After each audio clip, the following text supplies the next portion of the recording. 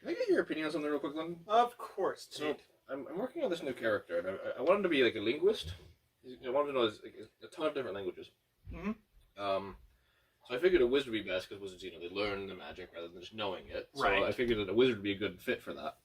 I already give him a high intelligence, but I'm wondering if there's any like subclasses or anything I should do, or like, that it would give me like a ton of languages or backgrounds that give me more languages for him. Maybe have his race be Kalash Tar. They have the ability to speak telepathically to anybody who has a language, regardless if they share a language. That'd be pretty good. They're not terribly humanoid, though, are they? They are humanoid. Oh, they're humanoid. Okay. I mean, why would I suggest have him being a Kalash Tar if he's not a humanoid? Oh, that's not what I meant. What I meant was like human-looking. Human-looking. Yeah, very human-looking. Okay. So that would work. That's kind of the vibe. Shock white hair. So I'm probably gonna make him very short. He's gonna be like a man-child. Oh yeah, okay. So people are gonna think he's a child more often than an adult.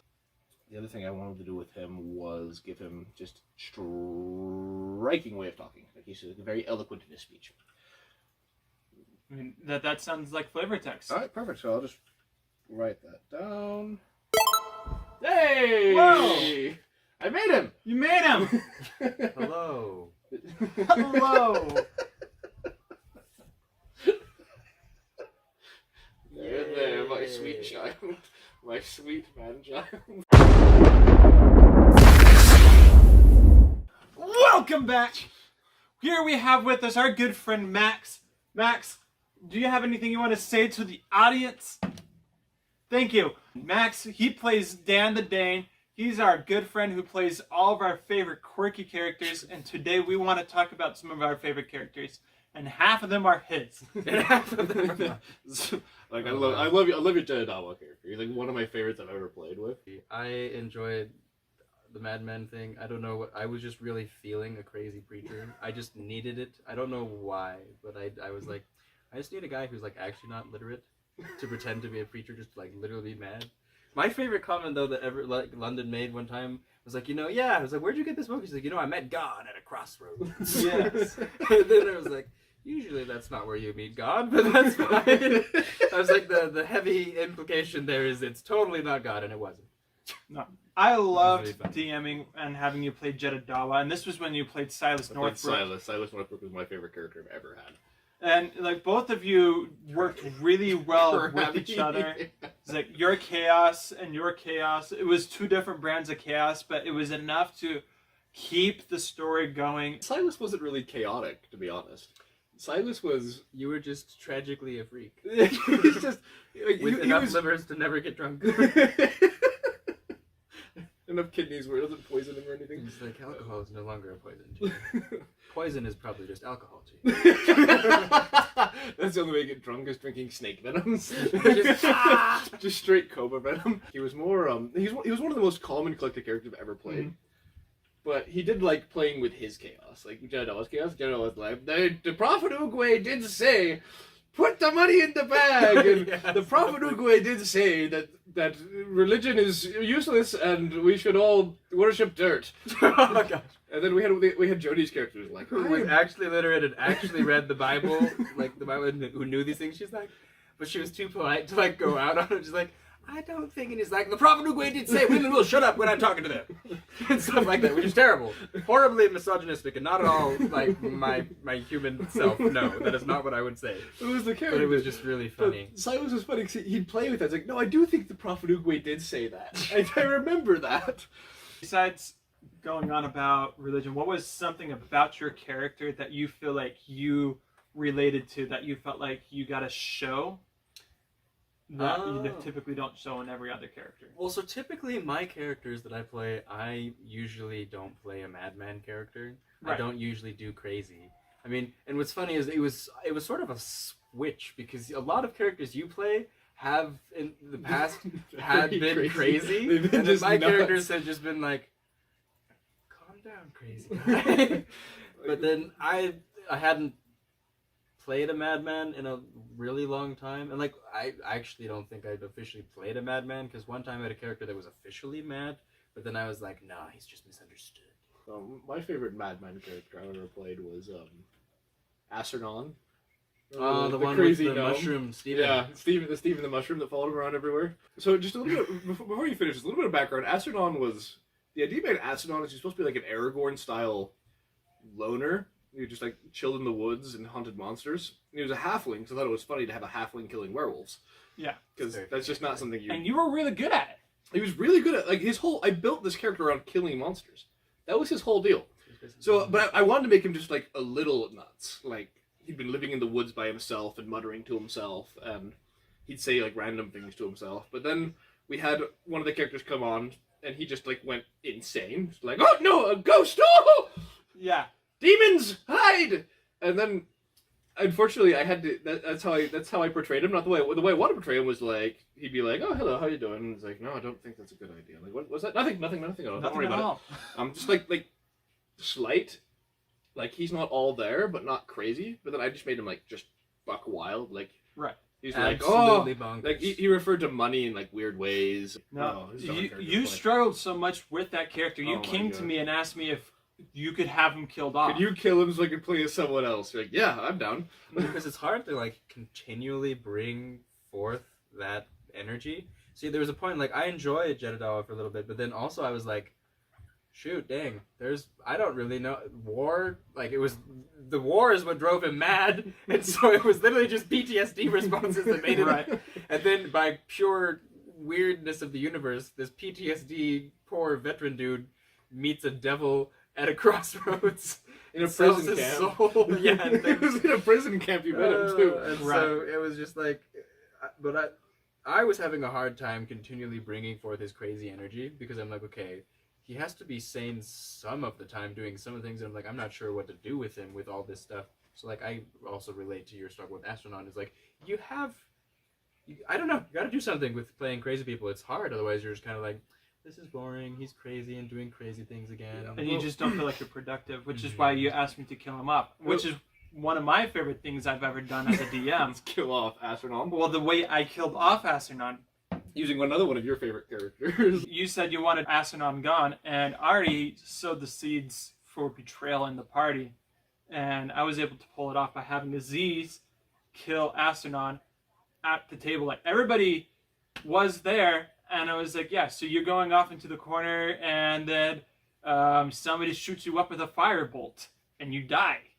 And nobody was paying attention. But, like, when did you realize that you killed his character? Oh, see, I wish I remember exactly when I realized it, but like, because initially it wasn't for sure that it was Aziz, my character, that killed him, but it was a pretty good clue because when I was playing Aziz as a character, he preferred to use fire spells when killing people. I loved the twist. I thought that was so clever because the reason it was confusing to me was because we had like two separate parties. Yeah. And so in the beginning, and you were clever as a DM because you didn't tell me, like, I just assumed that the original party was just non-existent and it just didn't happen. And so like, but we had done like, I don't know, like one or two little adventures with the original party with Aziz and two other characters. And then they just disappeared and it was done. And then we had this other one we did like 5 little episodes of adventures with, and it was fine. I was like, oh, okay, those guys just couldn't show up anymore, so that it's not canon, it didn't happen. And then you had so many theories about that too. You're like, I played before, but like, I guess it didn't matter. Like, maybe it happened prior. Like, this is like the future we're in now, or maybe I was in the past. Yeah, I was like, I don't know what happened. Like, that's yet to happen. It was really clever, and I enjoy a good mystery, so that's really part of why I enjoyed playing Aziz so much. What was Aziz's like inspiration? Like, what was his character supposed to be? Well, I don't know where I saw it, but I saw the idea of a scholar who's so caught up in the interestingness of the world that they're not really totally aware of danger. And so I think it was in one of the trait tables you can roll for, but it's like, if a demon was attacking the town, this person is not concerned that the town is in danger, is more interested in drawing the anatomical sketch of the demon to be like, oh wow, you have spines in places I've never seen them before. And that's a strange place for a birthmark. Yeah, exactly, something like that. But like I enjoy the intellectual, and so I thought it would be really fun to play a character who is literally just exploratory. And in the past, when I DM'd and things, I loved the exploration aspect of D&D, and so I wanted to have a character where he could be sort of my insert that was literally just exploring what was going on and sort of disregarding the fact that it's very likely that there's danger and death all around. So switching gears a little bit, London. Yeah. I want to hear about one of your favorite characters. Yeah. One of my favorite characters. Because you've had some fun characters. Valorane was interesting because I saw you play her twice. Yeah. I've seen you play. So you're playing her in the Forgotten God right now, but you also played her in, like the Arena Integritet, which is a campaign. It was like a 2-shot I ran. Yeah, it was a 2-shot arena battle where we fought other characters you made. Yeah. Valorane was like not my number one character. I make tons of characters, and Valorane was my attempt at making the best healer. And I was trying to The best healer. I was like trying to get as much healing points as possible per round. That was my goal with Valorane. And then when I went into Arena Integritet, I realized being a druid, she has the opportunity to be more than just a healer.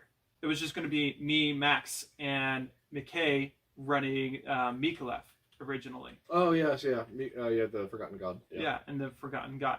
And because of that, Max's character, he wasn't going to be a support, and McKay wasn't going to be a support. McKay was just a straight fighter. He was just hitting things with sticks. And I kind of just went back and was like, okay, who do I want to play as? And I was like, Valorane would just be a really good fit for this. Enough being a good support because she was originally my super healer, but I've now come at her with a new approach of being a good spellcaster. And playing her from a strategic standpoint has been really fun, but also playing her as like somebody who's not in the limelight like some of my other characters I've played in the past, like Bentley. Bentley was insane. Who would you say is your favorite, though? I mean, you've made so many characters. It's interesting. Have you ranked them, or is that like a terrifying question to ask? That is a very terrifying. I mean, he's made like 700. Like literally on D&D Beyond, he you bought like the infinite character thing or whatever it is, and you made like 700. I keep on deleting them because I'm like, I'm never going to play that. I'm never going to play that. It's just like concept. A whole Pokédex of. I have a Pokédex of characters. A character dex. And in all honesty, if somebody were to say, hey, we're going to do a thing, I will just not play any of those characters and make a new one. Oh my goodness. What would you say is like one of your favorite characters you've ever played? Like not just like a character you've made, but ones that you've actually ended up playing. Like it's been a really long while since I've played as a character in a long campaign. Bentley was probably my longest running character. Bentley was a dragon. Bentley was. He was. That's the only way I can describe Bentley. Like, he was. The problem with him is that he was just so loud that when we think back to that period when we're playing Dungeons and Dragons for the first time, we only can remember Bentley. For the viewers at home, like what his idea was, right? Like because he was a dragon in elf form. Can you explain like his backstory? So he was a dragon that was reincarnated into an elf. That was a race that Max created in his own brewed setting. His philosophy directly contradicted the philosophy we were running with the gods at the time. Yes, that's true. It was definitely very interesting because I was DMing and I was like, the gods, worship them, bow before their power and authority. You're supposed to, and then you're like, I hate them, and I was like, what? Then you're like, why do you hate them? And then it's like, it's because they're mean. I loved playing Bentley because he was a pacifist, and he ate everything and everybody. No, he ate them to prevent them from dying. What? Yep. Bentley had this OP ability to swallow anything as if he had the world's largest bag of holding for a stomach. And I went ahead and saved everybody who was about to be killed over and over again by eating them and saying, don't worry, I will keep you safe. And that was like Bentley's thing. And it was super annoying because like I couldn't stand for anything to get harmed besides doors. Yes, you had a problem with doors. I had a problem with doors because they made me feel claustrophobic. Same thing with shirts. That's true. I do remember the shirts. I remember the shirts. Shirts were like no, doors were like no. It was very interesting. It was just a super backwards way of playing a character, and it really hindered everybody else in the party. And I would never, ever play Bentley again. Single ticket. He'll have his place in my heart, Bentley the Great and Terrible. Yes. But unfortunately, More he was terrible than very great. terrible. More terrible. Hey guys, thanks for watching. If you enjoyed this, please give us a like and subscribe to our channel. It really helps out in the long run. We also do other things too. We have a live play that's coming up, a couple live plays we're going to start doing up again. We did them before, we stopped doing them, we're doing them again. If you want to see those, hit that bell icon so you can get notified whenever they pop up. Hey, thanks for watching guys, and we'll see you next time here on Out of Initiative.